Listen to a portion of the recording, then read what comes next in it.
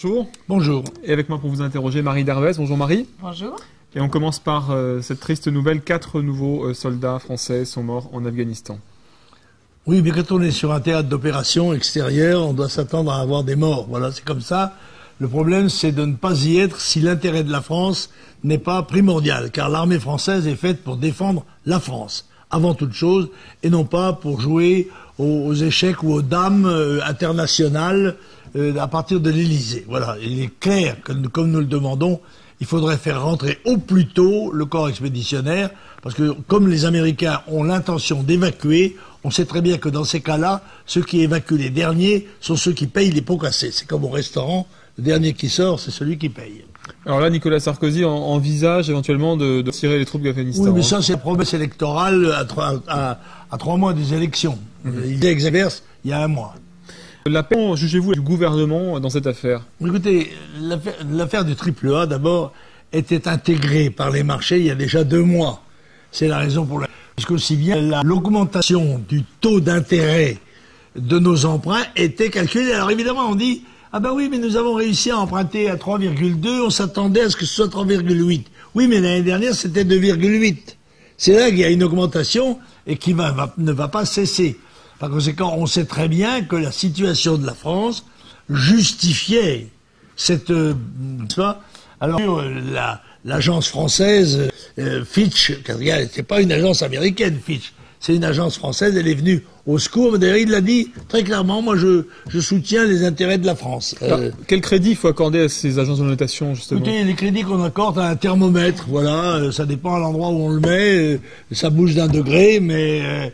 en l'occurrence, c'est quand même une notation de la température qui monte ou qui descend. On sait très bien que tout va mal en France. Parce que on voit pas comment notre note ne pourrait pas être affectée alors que nous avons une dette colossale, 1700 milliards, que nous avons un déficit de la balance commerciale de 75 milliards, une dette de la sécurité sociale de 30 milliards, que nous avons un coût de la dette qui est de 48 milliards par an, alors que les entreprises continuent de fermer, et elles continueront de fermer tant qu'on n'aura pas contrôlé nos frontières. Voilà la claire. Il n'y a que Marine Le Pen qui présente un programme qui réponde aux nécessités économiques évidentes.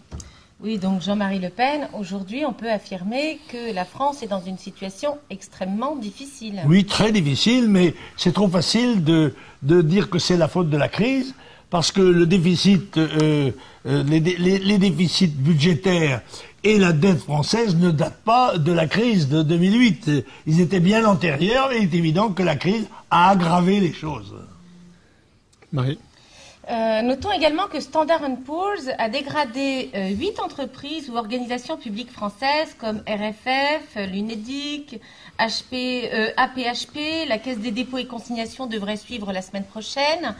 À ce niveau-là, c'est quand même assez dramatique. Ben oui, parce que toutes ces entreprises vont être obligées d'emprunter à un taux supérieur à celui à laquelle elles empruntent, et donc à aggraver, dans ce cas, leur dette. Mais Standard & Poor's a aussi dégradé 7 ou 8 pays européens, n'est-ce pas? Et par conséquent, c'est la marque d'une aggravation générale de la situation, et qui ne masque pas en particulier qu'en France, nous sommes déjà entrés en récession. Et que par conséquent, toutes les mesures de sévérité budgétaire auront probablement pour conséquence, si elles ne sont pas accompagnées d'autres propositions, eh bien d'aggraver encore la récession. Alors l'un des postes les plus importants dans le budget des ménages, c'est le carburant, on le sait. Le prix du litre de super a atteint un record historique. Est-ce que c'est passager pour vous? Non. C'est l'augmentation du prix du pétrole est liée bien sûr à l'augmentation du prix du baril. Or, l'exploitation des ressources pétrolières devient de plus en plus coûteuse et le pétrole de plus en plus rare. Et la demande de plus en plus forte émergente des pays, venant des pays émergents. Dans ces conditions, il faut s'attendre à une augmentation continue du prix du pétrole, lequel pourrait bondir, en plus multiplié par 2 ou par 3, dans le cas d'incidents graves, par exemple, dans le détroit d'Ormuz. Si le détroit d'Ormuz était bouché, il est évident qu'on aurait du pétrole à 300 $ le baril, et que là, la situation serait réellement catastrophique. Mais il y a à cela une mesure, parce qu'il faut savoir tout de même que dans le prix de l'essence à la pompe, il y a 70% de taxes. Et par conséquent, l'État pourrait pour le moins ne pas se faire bénéficiaire de l'augmentation du prix du pétrole et au moins bloquer la TIPP, ce qui réduirait quand même la facture de ceux qui achètent l'essence à la pompe, bien sûr. Alors, la bille est dans le camp de M. Sarkozy et du ministre des Finances. Alors, le gouvernement se montre impuissant face à cette augmentation. Est-il réellement impuissant ou bien a-t-il le pouvoir de s'organiser afin de faire baisser les prix? Il peut faire baisser les prix, puisque, encore une fois, le prix de l'essence à la pompe comporte 70% de taxes de l'État. Parce que si l'État réduit ses taxes, ou au minimum en bloque la montée, eh bien, il est évident que ça bénéficiera, si j'ose dire, à ceux qui prennent de l'essence à la pompe, qui quand même sont des millions de Français. Alors après l'économie de l'immigration, une soixantaine d'étrangers en situation illégale ont manifesté mercredi devant le siège du Parti socialiste à Paris au cri de Hollande président pour demander la régularisation de tous les sans-papiers. Mais bien sûr, il est évident que si Hollande venait au pouvoir, tous les sans-papiers seraient régularisés. Mais cela n'exonère pas la responsabilité de M. Sarkozy et de son gouvernement, puisque je rappelle que l'année dernière, il a encore fait rentrer 200 000 immigrés nouveaux, légaux, sans parler des illégaux, évidemment qu'on ne contrôle pas, et qui revendiquent, qui manifestent dans les rues, qui demandent la régularisation, etc., etc., en rappelant au passage que M. Zapatero, en Espagne, avait régularisé 700 000 clandestins d'un coup, ce qui leur donnait l'autorisation de s'établir partout en Europe, et bien sûr, prioritairement en France. Donc pour vous, il pourrait crier aussi Sarkozy président, ce serait la même chose? Absolument, absolument. C'est malhonnête de dire seulement Hollande président. Il faut crier aussi Sarkozy président. Alors, l'immigration pèse à la baisse sur les salaires, c'est ce que Marine Le Pen a répondu à des représentants du Front de gauche qui lui reprochaient d'attiser la haine devant l'usine PSA de Montbéliard-Sochaux. En quoi l'immigration pèserait-elle à la baisse sur les salaires? Voulez-vous bien maintenant, s'il vous plaît, compléter votre formule? Parce que il est évident que l'union de la gauche, comment ça s'appelle? Le Front de gauche. Le Front de gauche, c'est un cache-sexe du Parti communiste. Le petit cache-sexe rose de M. Mélenchon. Il faut bien dire désormais Front de gauche communiste. Voilà. C'est clair, les gens seront au moins avertis.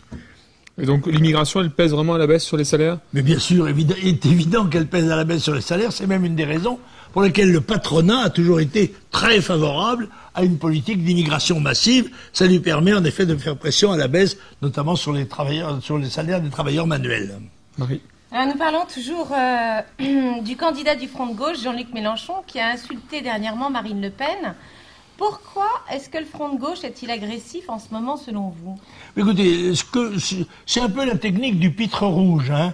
Le pitre rouge fait des gesticulations, des bonbonrigmes, il insulte, il agresse systématiquement les journalistes pour qu'on parle de lui et pour qu'on parle du Front de gauche, voilà. Mais on sait bien que derrière M. Mélenchon, il y a l'appareil du Parti communiste qui espère se refaire une santé à l'occasion de ces élections et de la faiblesse, il faut bien le dire, de la campagne du candidat socialiste. C'est M.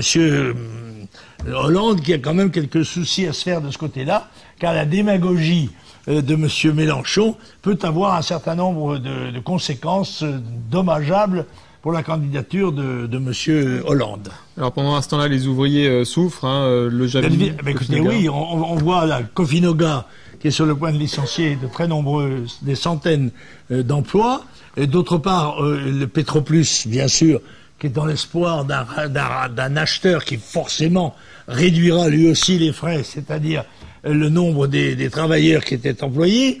Et puis il y a l'affaire Le Jabi, qui est en elle-même emblématique. L'affaire Le Jabi a été cédée pour 1 franc, n'est-ce pas, 1 euro, pardon, excusez-moi, 1 euro à une entreprise tunisienne. Alors le résultat de ça, c'est que l'entreprise Le Jabi part en Tunisie, les chômeurs restent ici, ils sont même renforcés par des immigrés tunisiens qui viennent en France.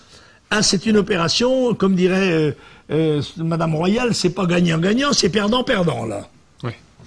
Alors, vous étiez au Parlement européen cette semaine. L'Allemand Martin Schulz a été élu président du Parlement européen. Oui, Martin Schulz. J'avais dit de lui qu'il avait la tête de Lénine et la voix d'Hitler. Tout à fait. Mais il paraît que sur le plan personnel, c'est un homme beaucoup plus gentil qu'il ne l'est en séance publique. C'est une espèce de Deutsch Mélenchon. D'accord. Marie? Alors, la Hongrie a été rappelée à l'ordre par l'Europe car sa nouvelle constitution serait contraire aux règles européennes, notamment concernant leurs banques. Qu'en pensez-vous, sachant qu'il ne reste à Viktor Orban, donc le Premier ministre hongrois, qu'un mois pour régulariser tout cela, selon l'Union européenne? Ça prouve très évidemment que les nations qui font partie de l'Union européenne sont dans une situation de dimitude, c'est-à-dire qu'elles sont commandées, contrôlées, dirigées par l'Union européenne. Il n'y a plus de souveraineté nationale, et quand on déroge à la règle établie par Bruxelles, eh bien on est menacé de sanctions, voire même peut-être d'exclusion. Alors suivons cette affaire Orban, elle est emblématique. Alors, une autre question qui n'a rien à voir. Vous qui avez été un marin, un petit mot sur le naufrage du Costa Concordia? Oui. Évidemment, chaque fois qu'il y a une catastrophe, on ne peut que la déplorer. Je note tout de même que le risque qui est pris par des bateaux de 4500, 5000, voire pour le plus grand, je crois, 8000 passagers. Et il me paraît tout à fait illusoire de penser que l'on puisse évacuer 8000 passagers en cas de naufrage, d'autant que je rappelle que ces bateaux sont très hauts sur l'eau, n'est-ce pas? Et que par conséquent, ils ont une faculté probable de chavirage. Et en cas de chavirage, toutes les baleinières, tous les engins de sauvetage qui se trouvent sous le ventre, dans l'eau, ne peuvent pas être utilisés, ni non plus celles qui sont en l'air de l'autre côté. Par conséquent, il y a là un sujet très important. Et je pense que là, il faut légiférer pour réduire les risques qui me paraissent trop grands. Cela étant, le capitaine, qui est maintenant bien sûr le bouc émissaire de tout, dit que lui, il a sauvé la plupart de ses passagers en jetant son bateau à la côte. Parce que, disait-il, si je ne l'avais pas jeté à la côte, eh bien, il aurait coulé probablement par 50 mètres de fond, avec beaucoup plus de morts qu'il n'y en a eu. Ça, les tribunaux diront... envisageront tout cela. Eh bien, c'est qu'il y a, dans toute activité humaine, il y a des risques. Et il est évident que ces risques sont d'autant plus difficiles à admettre que cela se passe dans une ambiance de loisir, c'est-à-dire dans une activité qui n'est pas obligatoire pour survivre. Voilà. Bon, Jean-Marie Le Pen, pouvez-vous nous faire un petit compte-rendu de vos déplacements à Saint-Raphaël et puis à Nîmes, s'il vous plaît? Volontiers. Je veux vous dire que c'est un peu fatigant quand même, parce que courir toute la France comme ça, faire des réunions, signer inlassablement pendant des heures des photos souvenirs ou des programmes ou tout cela. Bon, j'étais à Saint-Raphaël et aussi à comment dirais-je, à Nîmes, où nous avons à chaque fois bourré les restaurants les plus grands qui avaient été choisis, mais on ne peut pas étendre les murs. Alors nous sommes convenus avec les organisateurs que les prochaines réunions que je ferai dans cette région, dont je suis, vous le savez, le président du groupe des conseillers régionaux de la région, eh bien, nous allons faire sans doute non plus un dîner ou un déjeuner discours comme précédemment, mais à Toulon, et je pense à Béziers, à côté, eh bien, dans la région de Languedoc-Roussillon, on va faire des meetings, de façon à ce qu'il y ait plus de gens qui puissent venir m'écouter. Car on m'écoute encore, ma belle, ne croyez pas ça. Je sais. On a pu le constater. Et d'ailleurs, vous serez demain en Vendée, demain samedi. À La Roche-sur-Yon. Voilà. À La Roche-sur-Yon, demain après-midi, enfin, au déjeuner. Et le lendemain, à Nantes... En Loire-Atlantique. En Loire-Atlantique, je ne sais pas exactement où encore. C'est sur le site internet, on peut retrouver. C'est sur le site internet, c'est parfait. Et téléphoner bien sûr aux secrétaires départementaux sur les pages contact du site pour y aller s'il reste des places, mais je crois que c'est plein en général. Et Marine Le Pen sera quant à elle à Bordeaux pour elle sera à Bordeaux, voilà, grand meeting. On se partage le travail, je suis pas seul d'ailleurs. Oui, à Lyon, il y a Bruno Gollnisch, etc. Tout le monde s'y met. Hein. Oui. Il faut que tout le monde se mobilise l'opinion, en n'oubliant pas, si vous avez des moyens financiers disponibles, en particulier si vous êtes sur le livret A, qui vous donne 2,25% par mois, eh bien, prêtez de l'argent pour la campagne électorale à Cotelec qui vous offre du 3%. C'est une bonne affaire et c'est une bonne action pour la France. Très bien.